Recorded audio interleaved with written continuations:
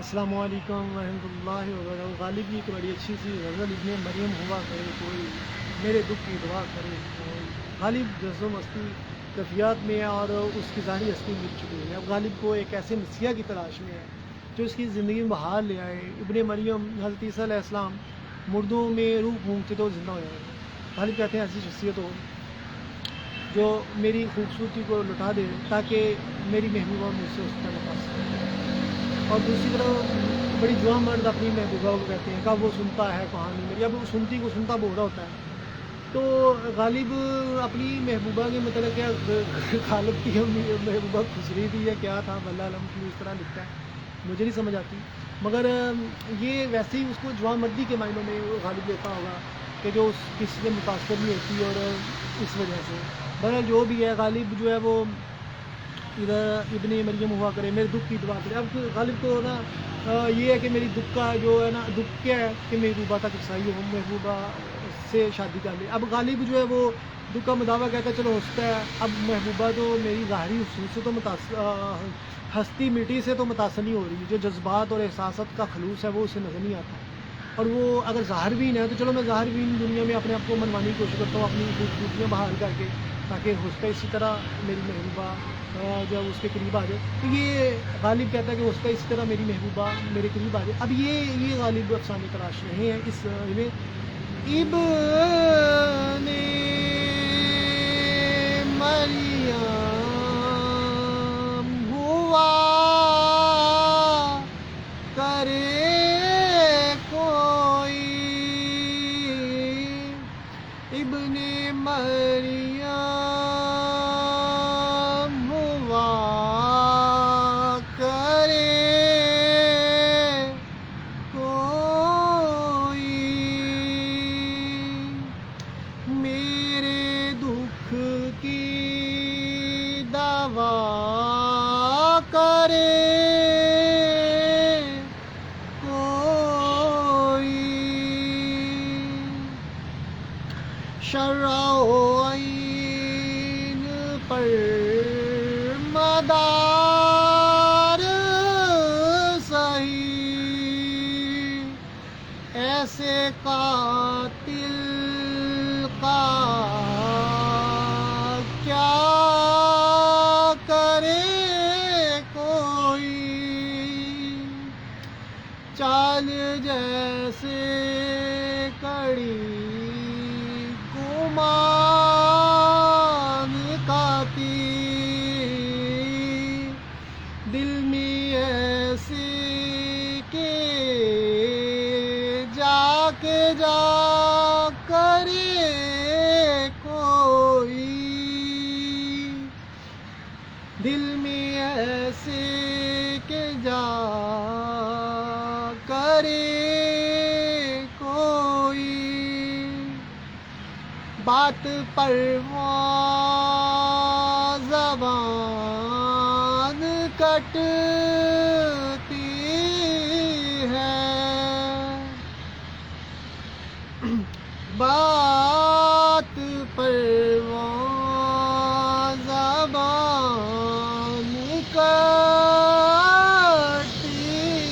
ہے،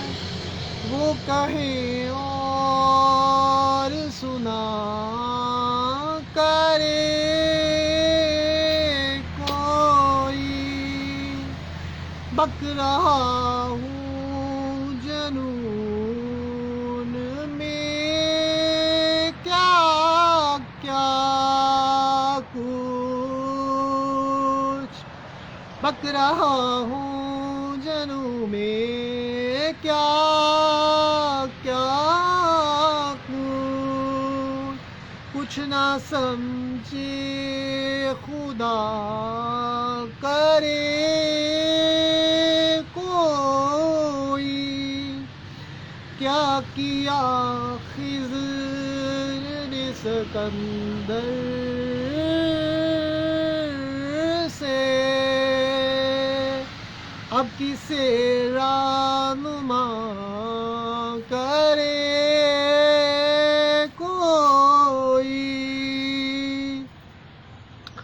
اب غالب کی محبوبہ فیس بک پہ خود کو میل سمجھتی ہے اور لکھتی ہے، تو غالب میں بڑی کنفیوژن ہے۔ غالب اس کے والد کو کہتا ہے کہ یہ واٹ از دس، تو وہ غالب کا والد بھی اسے اس کا لڑکی کا والد اسے ہی غالب کو ہی غلط کہہ دیتا ہے، تو وہ بڑا حیران ہوتا ہے یہ کس طرح اس کی کنفیوژن بڑھ رہی ہوتی ہے۔ تو جو اس کے والد کی جو دعوت عام تھی، کیا وہ شادی سے پہلے سے ظاہر بات کرنے پہ نکال کیا تھا، کیا وہ پہلے سے چاہ رہا تھا کہ اس کو آشنائی ہوگی، جو بھی وہ کچھ گڑبڑیں ہیں، تو پتہ نہیں کیا غالب کنفیوژن میں کریٹیں کر رہا ہے، اور اس کی جو ثانوی کہانیاں ہیں سمجھ نہیں آتی، جیسے وہ سنتی کو سنتا ہے کہانی میں، اب عجیب سے غالب کے اشعار ہیں، اور مختلف موضوعات کے حوالے سے دیکھا جائے تو کیا غالب اس کو بڑا سمجھتا ہے کہ وہ جیسے چال جیسے کڑی کمان کہ وہ بڑی متکبر ہے، اور غالب کہتا ہے کہ جب وہ اور اس کی جو چال ہے نا وہ میرے دل میں جا کرتی ہے، یعنی میرے دل میں جگہ بنا رہی ہے، یعنی کہ اس میں یک رنگی اور پکیزگی، اور یہی عشق کی بیسٹ ڈیفینیشن ہے نا۔ تو بات پہ وہاں پہ غالب اب ترس رہا ہے کہ وہ اس سے بات کرے، تاکہ غالب کو اس کے جذبات و احساس کا پتہ چل سکے کہ وہ اس کے جو مر مٹنے کا جو عشق کا جیسا ہے، مر مٹنے جیسا عشق ہے، پروانوں کی طرح جلنے کا عشق ہے،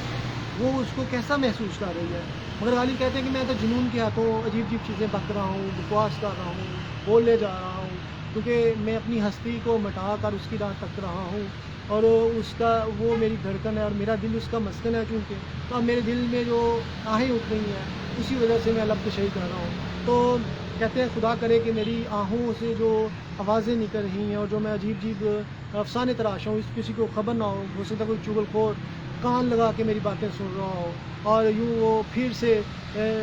جگ میں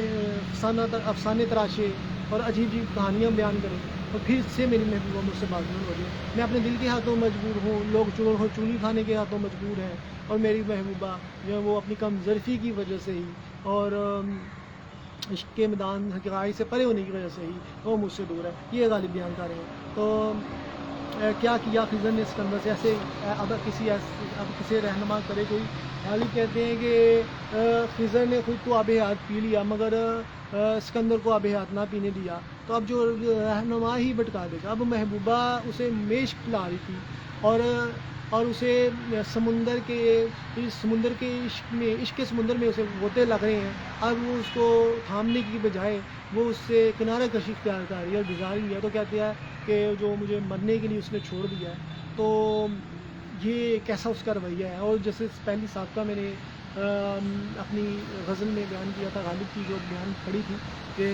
وہ کہتا ہے راہ و رسمن ہی وہ میرا حال چال پوچھ لیتی، تاکہ مجھے پتہ تو چلتا اس کی ناراضگی کی کتنی گہرائی ہے، کہاں کیوں ناراض ہے اور کیا وجوہات ہیں، اور اگر وہ راہ و رسم بھی اسے آتا اور وہ مجھ سے نعرہ کشی اختیار کی ہوئی ہے، اور ایک جگہ پہ ہاتھ سے عشق اس کی ہستی مٹا رہی ہے، یعنی کہ وہ جل گیا اور نقش یار بھی ختم ہو گیا، یہی محبوبہ کی جو یادیں بھی ہیں وہ ختم ہو کے رہ گئی ہیں، اور وہ اس قدر عشق کی آگ میں جل چکا ہوا ہے۔ وہ یہ غالب کی نے جو عشق کے افسانے تراشے ہیں، حقیقت میں یہ اسی وقت محسوس ہوتے جب آپ حقیقی معنوں میں آپ کے دل میں یک رنگی اور پکیزگی ہوگی، تو پھر آپ کو عشق کے مفہوم سمجھ آئیں گے، ورنہ آپ سمجھے کہ یہ غالب پتہ نہیں کی بونیاں مار رہے ہیں۔ اسی طرح جو ہر انسان کا اپنا ضعف ہوتا ہے، اور اپنی ضعف اور جو اس میں اپنا سافٹ ویئر اپڈیٹ کیا ہوتا ہے، وہی چیزیں اسے اچھی نظر آ رہی ہے۔ ایک اچھا انسان ہے، اس کو اچھی چیزیں نظر آتی ہیں، پکیزہ انسان کو پکیزہ چیزیں اچھی لگتی ہیں، بد کے انسان کو بد کے خواہش کو اچھی لگتی ہیں۔ اسی طرح ہر انسان نے اپنے پیرامیٹر سافٹ ویئر اپڈیٹ کیا ہوا ہے، اپنے مینٹل کا اور دل کا۔ اب چونکہ محبوبہ جو ہے وہ اپنی بدنامی کی وجہ سے بھاگ رہی ہے، یا کوئی اور وجوہات ہیں، یا ہو سکتا ہے کوئی اور چیزیں، اب محبوبہ سے تو نہیں ہم نے پوچھا نا، اب تو یہ ون سائیڈڈ ابھی غالب کی شاعری چل رہی ہے، تو ابھی غالب کے حوالے سے کوئی ایسی چیز بھی نظر نہیں آتی جہاں پہ ہمیں کچھ نہ کچھ کلو مل سکے کہ یہ غالب کی محبوبہ اس سے بیزار کیوں تھی۔ بہر جو بھی ابھی ہم شاعر پڑھتے ہیں، جو ہمیں چیزیں نظر آ رہی ہوتی ہیں، ہم اسی کو بھی لے کے چاہتے ہیں، تو مزید جو بھی حقائق سامنے آئیں گے اس